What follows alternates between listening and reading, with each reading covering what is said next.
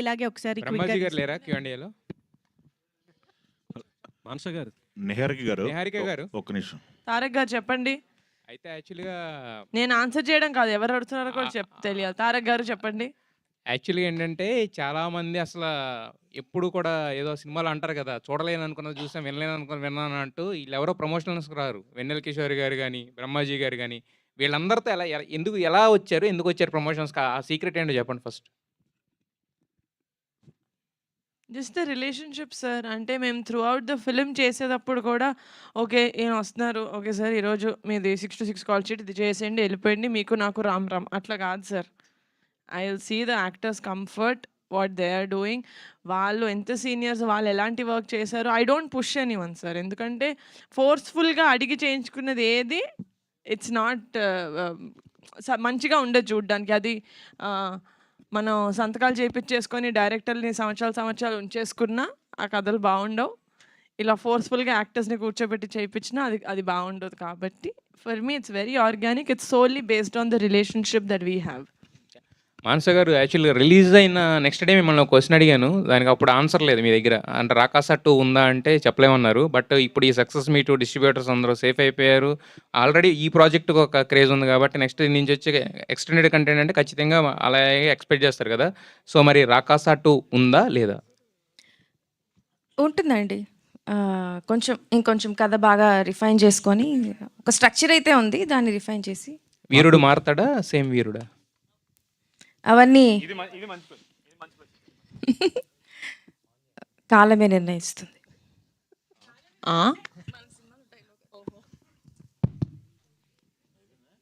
సంగీత్ గారు సరే సార్, వరుస బ్లాక్ బస్టర్స్ ఎలా అనిపిస్తుంది? సార్ బాగుంది సార్. మమ్మీ అయితే రోజు దిష్టి తీస్తుంది సార్. అంటే ఆవిడ ప్రేయర్స్, టైం బాగుంది, మా అన్న పడిన కష్టం కూడా నాకు హెల్ప్ అవుతుంది అనిపిస్తుంది. So very very happy sir. పైగా ఈ ఇయర్ మీ అన్నగారికి కూడా వచ్చింది. మన ఎవరో ట్వీట్ పెట్టారు సార్, నాకు చాలా హ్యాపీ అనిపించింది సార్. 2026 ఈ శోభన్ బ్రదర్స్ అనేది పెట్టారు సార్, నాకు చాలా బాగా అనిపించింది సార్, చాలా హ్యాపీ అనిపించింది సార్. మానస్ గారు, మీరు ఇంతకుముందు మా ఇంట్రెస్ట్ కూడా చాలా చెప్పారు. మీరు ఆయన డైరెక్టర్ గారి మన విఠలాచారి గారి స్ఫూర్తితో మీరు డైరెక్టర్ అయ్యని చెప్పారు. సో అలాంటి జానర్లో ఇంకేమైనా సినిమాలు చేయబోతున్నారు అంటే ఫ్యూచర్ నెక్స్ట్ మూవీస్ కూడా అట్లాంటి ఏమన్నా సక్సెస్ అయింది కాబట్టి? డెఫినెట్గా అండి, ఐడియాస్ అయితే ఉన్నాయి, అవి బాగా డెవలప్ చేసుకొని వర్క్ అయితే చేస్తాను. నిహారిక్ గారి బ్యానర్లో ఉంటుందా లేదంటే? నిహారిక్ గారికి నచ్చితే ఆబ్వియస్లీ నిహారిక్ గారి బ్యానర్లో ఉంటుంది. సంగీత్ గారు all the best. Thank you. Nihari గారు మీకు మంచి బ్లాక్ బస్టర్ హిట్ ఇచ్చారు కదా, మరి ఆమెకు మీరేమి ఇస్తున్నారు గిఫ్ట్?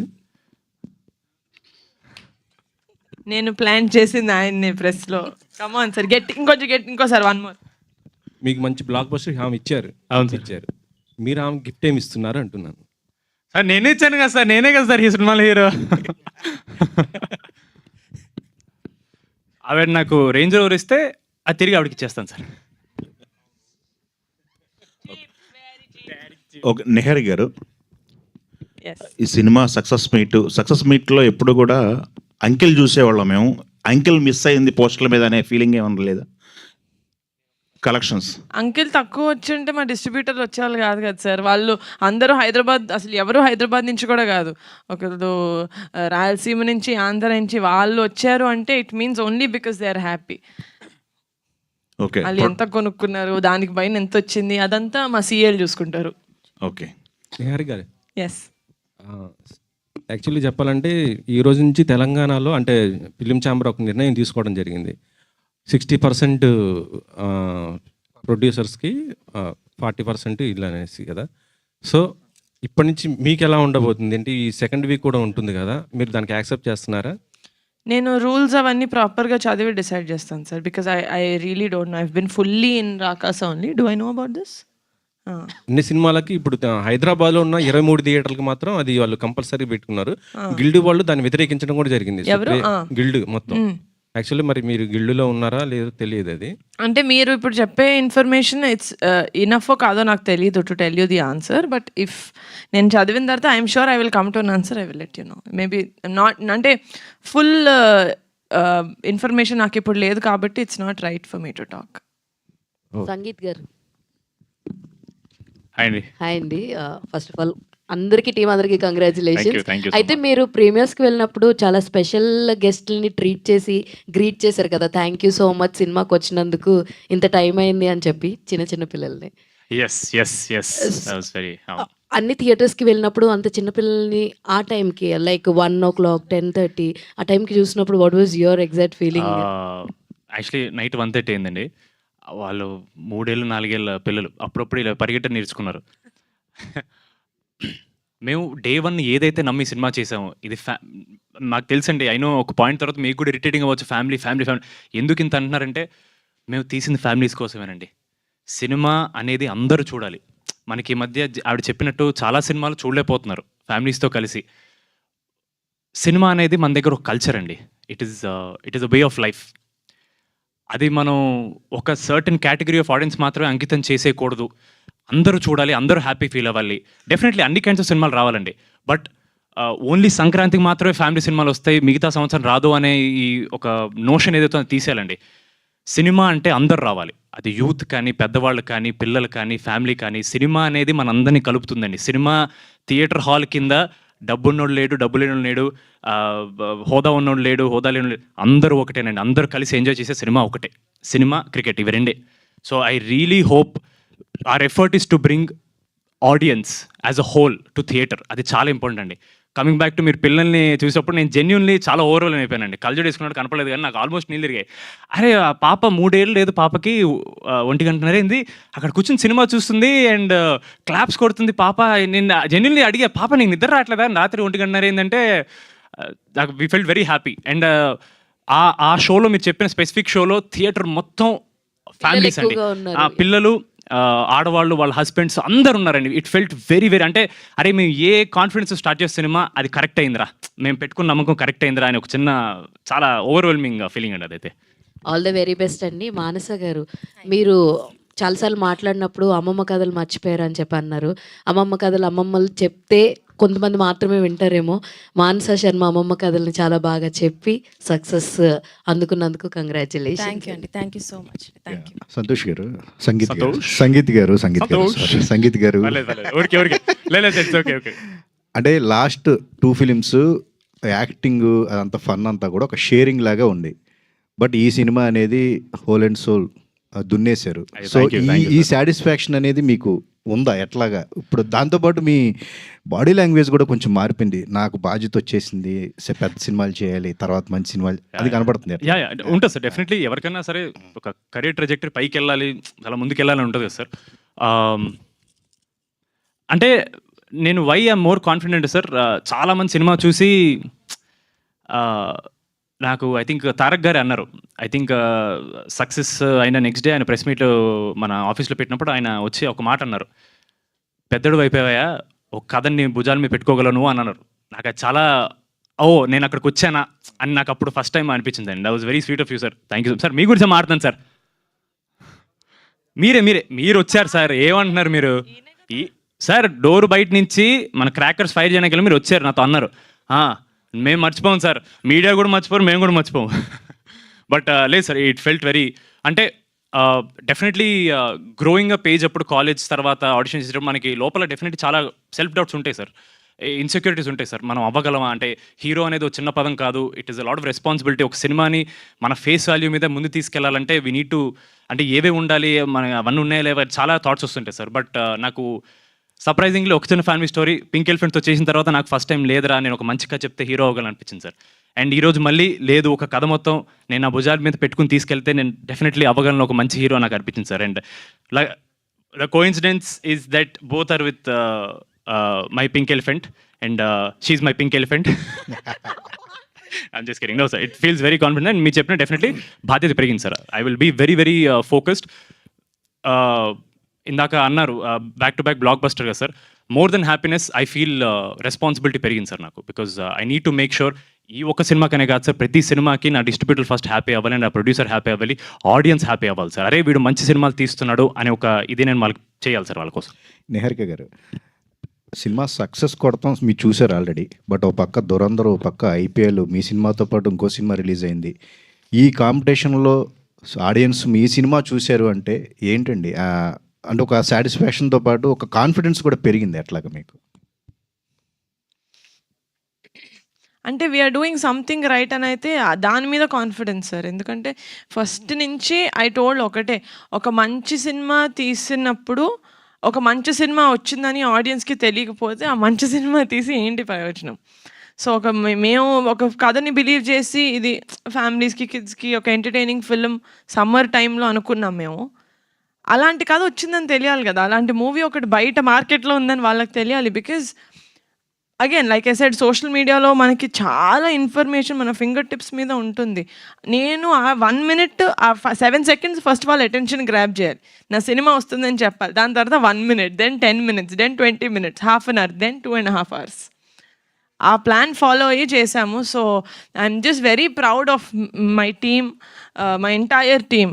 ఈ ప్రాసెస్లో okay, I think you are right, go ahead, you know better అని చెప్పి దే నెవర్ డౌటెడ్ నేను ఇలా తీసుకెళ్దాం అనుకుంటున్నాను మూవీ కానీ they never did, and there contribution is greater than I can explain. So ఆ విషయంలో అది సక్సెస్ అయింది కాబట్టి ఎన్ని ఉన్నా ఎన్ని ఆన్ గోయింగ్ ఉన్నా కూడా మేమంటూ ఒకటి ఏదో క్రియేట్ చేసుకోగలిగాము, ఒక నీష్, ఒక స్పెషల్, ఒక చిన్న చమక్లాగా మేము కూడా మెరవగలిగామంటే it's only because of constant effort. సినిమా ముహూర్తంలో చేసాం మేము ఫస్ట్ రీల్, ఒకటి ప్రమోషనల్ రీల్ కమిటీ కుర్రోళ్ళతో చేసాం. అప్పటి నుంచి ఆర్ ఓన్లీ మోటివ్ వాజ్ ఆడియన్స్కి రాకాసా అనే సినిమా వస్తుందని తెలియాలి. సో ఐ థింక్ అది ఇట్ పేడ్ ఆఫ్. సో ఏదో సంథింగ్ రైట్ చేసామన్న కాన్ఫిడెన్స్ ఉంది కానీ ఇంకే విధంగానూ కాన్ఫిడెన్స్ లేదు. నిహారిక గారు మీరును అల్లు అర్జున్ గారు ఏమన్నా మాట్లాడుకున్నారా ఏంటి? రాకాస నేను పెడతాను, రాకా మీరేంటండి? లేదు sir, it was purely coincidental. నాకు ఆఫ్ కోర్స్ అస్సలు నో ఐడియా అట్ ఆల్. అది టాప్ సీక్రెట్ కదా sir, anything related to that project is top secret. So అలాగే నాకు కూడా ఏం తెలియదు. మీరు ఎంత సర్ప్రైజ్ అయ్యి ఉంటారో తెలియదు కానీ మేమైతే we were so surprised. Okay, సినిమాకు ముందు చరణ్ గారు ప్రమోషన్కి చేశారు కదా, చూసారా? ఏమన్నారు ఏంటి చరణ్ గారు? ఆ తర్వాత పవన్ గారు కూడా చూశారు. సినిమా చూసారో లేదో నాకు తెలియదు సార్, ఎందుకంటే అప్పటి నుంచి ఇంకా Charan he's been busy. Kalyan బాబాయ్ నేను సార్ టీజర్ చూపించమని ఎక్కువ అని చెప్పాను. నేను ఆ రోజు బాబాయ్ని టీజర్ చూపించడానికి నాకు 1.5 2 సినిమాలు పట్టింది. నేను ఒక 3rd సినిమా 4th సినిమాకి అలా చూపిస్తాను. బట్ చరణ్ కూడా సినిమా రిలీజ్ అయిన తర్వాత ప్రీమియర్స్ రోజు మేము కజిన్స్ గ్రూప్లో ఓకే నీహా ఏ టైంకి రావాలి అని తేజ్ బాబా మా అన్న అంటే ఎక్కడికి వెళ్ళిపోతున్నారు మీరు అందరు నన్ను తీసుకెళ్ళకుండా అని. దాని లేదు చరణ్ ఇలా ప్రీమియర్స్ ఉంది నువ్వు లేవు కదా ఊర్లో అంటే ఈ సైడ్ నో. సో ఆ డిస్కషన్ అంతా దే కెప్ట్ టెల్లింగ్ అనమాట, లేదు చరణ్ చాలా బాగుంది సినిమా అని తేజ్ వాళ్ళు చెప్తా ఉన్నారు. So he's very very happy. అది వాళ్ళు సినిమా ఫుల్గా whenever they have time they can see it. నాదే సినిమా కాబట్టి నేను క్యూబ్ ఇచ్చి వాళ్ళకి చూపిస్తాను. But just they are very happy sir that నేను ఏదైతే చెప్పానో అది చేసావమ్మా సూపర్ అని చెప్పి. మొన్న అన్నయ్యతో బరీ ఓపెన్ చేశారు కదా, అది ఎప్పుడు అంటే ప్లానింగ్ ఏంటి? Release Sankranti sir, Sankranti 27. నిహారిక గారు, first of all congratulations Thank అండి. you. సో బాగా సక్సెస్గా రన్ అవుతుంది మొత్తం థియేటర్స్ అన్నింటిలో కూడా. సో బేసిక్గా ఏంటంటే పింక్ ఎలిఫెంట్ పిక్చర్స్ నుంచి నిహారిక గారు బ్యానర్లో వస్తుందంటే ఒక సినిమా అండ్ మీ ప్రొడక్షన్లో చాలా అగ్రెసివ్గా ఉంటాయి ప్రమోషన్స్ అనేవి. సో ఏంటి ఈ ప్రమోషన్స్ చేయడానికి గల సీక్రెట్ ఏంటి? అసలు ఇంత అగ్రెసివ్గా అంటే సినిమా సక్సెస్ అయిన తర్వాత కూడా ఇంకా థియేటర్స్ అన్ని విజిట్ చేయడం వెళ్ళడం ఏంటి ఇంత ఎనర్జీ ఎక్కడి నుంచి వస్తుంది? సీక్రెట్ ఏంటిదని? ఎనర్జీ మీ ఆడియన్స్ నుంచే వస్తుందండి. అంటే పోస్ట్ రిలీజ్ అయితే it's definitely from the audience. వాళ్ళు చూస్తున్నారు ఓకే మనం 100 అనుకున్నాం 70 మంది దాకా చూస్తున్నారు, ఆ 30 మందిని మనం లాగేద్దాం అని చెప్పి that is the only thing. And ముందైతే కమిటీకి కానీ రాకాసాకి కానీ it was a collective team effort, nothing else. నేను ఒక్కదాన్ని సినిమాని ముందుకు తీసుకెళ్తాను అనుకుంటే I wouldn't have done that. It's my actors, it's my directors, it's my production team, it's my PRs, my marketing guys, everyone's collective effort and brain. So back to back సక్సెస్లో వస్తున్నాయి ఆ committee కుర్రాళ్ళు ఇది. So మీ మీద expectations అనేవి పెరుగుతాయి మీరు తీసుకునే స్టోరీ మీద కానీ దాని మీద. సో నెక్స్ట్ బరీ అది ఎట్లా ఉండబోతుంది ఏంటి అసలు దానికి? బాగుంటుంది. ఒక్క లాస్ట్ క్వశ్చన్ తీసుకుందాం. యా మేడం, మొన్న ఇంటర్వ్యూలో చూశాను వెన్నెల కిషోర్ గారు సెకండ్ డే నుంచి బ్లాంక్ పేపర్తో వచ్చాను, అలాగే బ్రహ్మాజీ గారు కూడా చెప్పడం ఫస్ట్ రోజు ఏదైతే చెప్పారో సెకండ్ డే నుంచి సరెండర్ అయిపోయాం. ఏంటి వాళ్ళ మీద వాళ్ళు ఇంప్రూవేషన్లో చాలామంది డైరెక్టర్ చూస్తూ ఉంటారు, వాళ్ళు ఎలా ఇంప్రూవేషన్ చేస్తారు, వాళ్ళకి సీన్ పేపర్ చేసిన తర్వాత వాళ్ళు ఎలా చేస్తారు అని చాలామంది డైరెక్టర్స్ యంగ్ డైరెక్టర్స్ చూస్తుంటారు. అటువంటిది మీరేంటి వాళ్ళ మీద నమ్మకం లేకపోతే మీరు వాళ్ళు చేసింది ఎందుకు ఒప్పుకోవట్లేదు? అయ్యో! అంటే మెజారిటీ శాతం ఒప్పుకోలేదు అని అన్నారండి. అంటే అందరు యాక్టర్స్ చాలా బిజీ ఉంటారు కదండి, వాళ్ళందరూ వేరే స్టోరీస్లో కూడా ఉంటారు. ఆ సిచ్యువేషనల్ ఇంప్రూవైజేషన్ చేసినప్పుడు కథలో కూర్చుంటే అందరం హ్యాపీ ఫీల్ అవుతామండి. కొన్ని అంటే మన ఆ ఫ్లో ఏదైతే ఉంటుందో ఆబ్వియస్లీ అది ఒక డైరెక్టర్కే తెలుస్తుంది, స్టార్టింగ్ నుంచి ఎండ్ వరకు ఫ్లో ఏదైతే ఉందో. అలాంటివి ఏవో చిన్నవి వర్కౌట్ అవ్వకపోతే ఇది బాగుందండి చాలా, కాకపోతే కొంచెం కథలో కూర్చోకపోవచ్చు అనే డిస్కషన్లో అలా అనుకొని చేసింది నేను అంతే. వాళ్ళ మీద నమ్మకం ఏం లేదండి, అందరూ స్పెసిఫిక్గా చెప్తున్నారు, ఆవిడకి ఏం కావాలో చెప్తున్నారు. సెకండ్ డే నుంచి మేమేం చేయలేకపోతున్నాం, ఆవిడ ఏం చెప్తే అదే అని చెప్తుంటే నో వాళ్ళందరూ నాకు అది వాళ్ళు ఏ ఉద్దేశంతో చెప్తున్నారంటే అండి, డైరెక్టర్కి వాళ్ళు ఇచ్చే రెస్పెక్ట్ అది first of all. And second of all నా కథ మీద ఉండే ఇష్టం, ఆ కథ మీద ఉండే క్లారిటీ గురించి వాళ్ళు ఎంఫసైజ్ చేస్తున్నారు అంతే తప్ప ఇంకేం లేదండి. సంగీత్ గారు సార్ జస్ట్ చిన్న పాయింట్ సార్. సార్ అంటే ఆవిడ ఓన్లీ సీనియర్స్ అన్నారు కదా సార్, ఈవెన్ నేను కూడా డే 1 నుంచి, ఇప్పుడు మీకు తెలుసు నేను సీనియర్ పక్క నుండి మేము చెలరైపోతాం, ఏదో చేస్తుంటాం. సో ఆవిడ వాళ్ళని కాదు నన్ను కూడా చాలా she had to.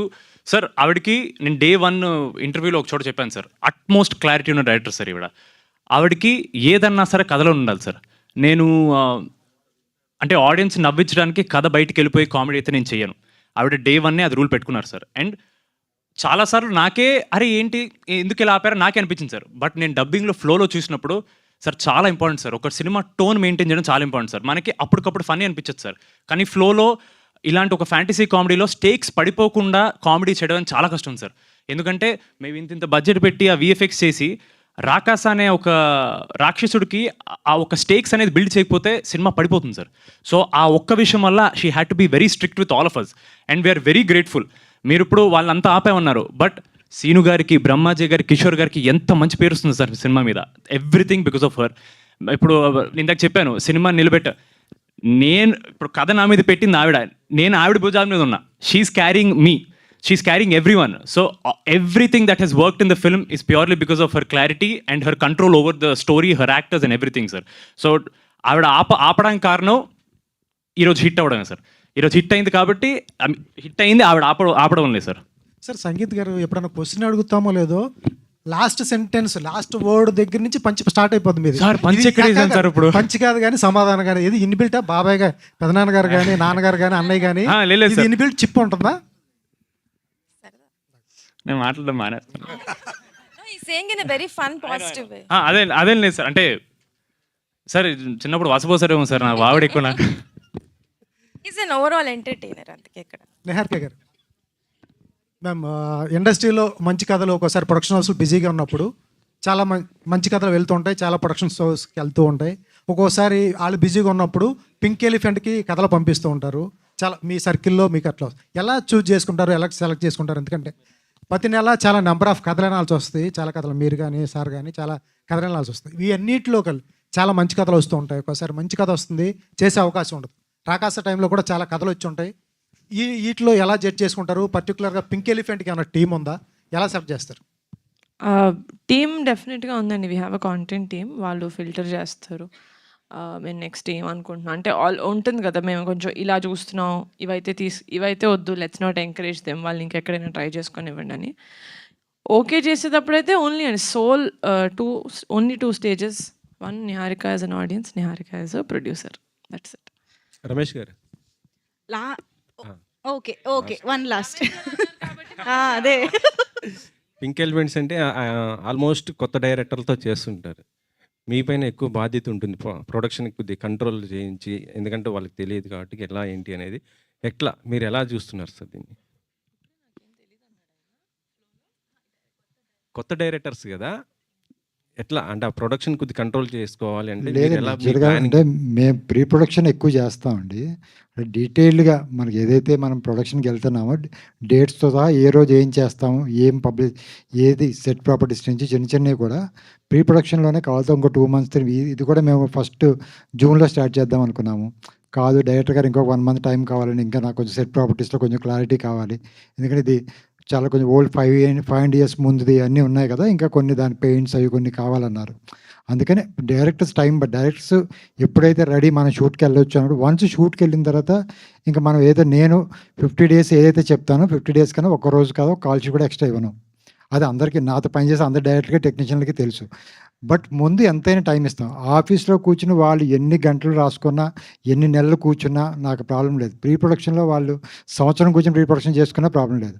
But once ఎందుకంటే ప్రొడక్షన్ కాస్ట్ ఈరోజు మీకు తెలుసు కదా, సినిమా ప్రొడక్షన్ స్టార్ట్ చేసిన తర్వాత దాన్ని చేతి వాళ్ళ డిస్ట్రిబ్యూటర్స్ మన దాకా రావాలి అనుకుంటే అది మోర్ ఇంపార్టెంట్. కాబట్టి దాని కాస్ట్ని కంట్రోల్ చేయాలంటే ప్రీ ప్రొడక్షన్ బాగా డీటెయిల్గా చేయాలి.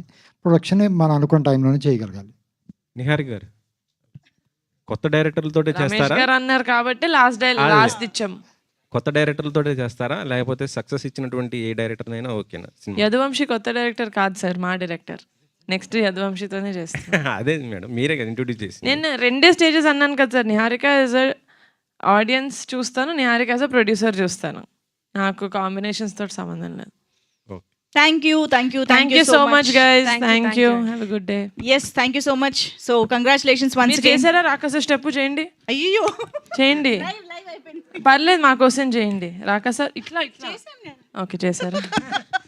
Thank you one and all. Thank you for joining. Rakasa గురించి అదేంటో నేనైనా మీరైనా మీడియా అయినా ఎన్నిసార్లైనా మాట్లాడుతూనే ఉండగలుగుతున్నాము. So thank you so much.